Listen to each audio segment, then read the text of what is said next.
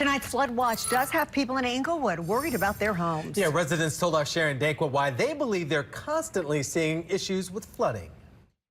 People here on Norville Street say it doesn't take much rain for their streams and these drainage ditches to flood. So when they hear flood watch, they're immediately worried.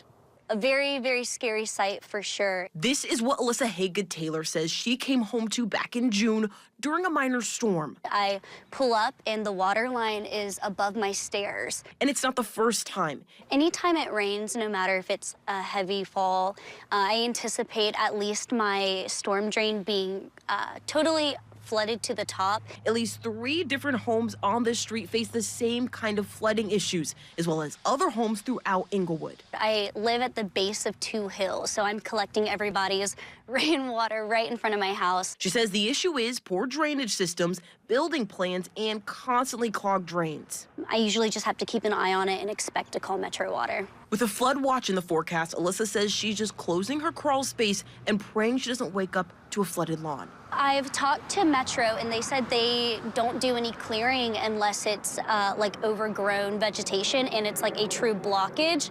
And so I have my lawn service just maintain it as much as I can.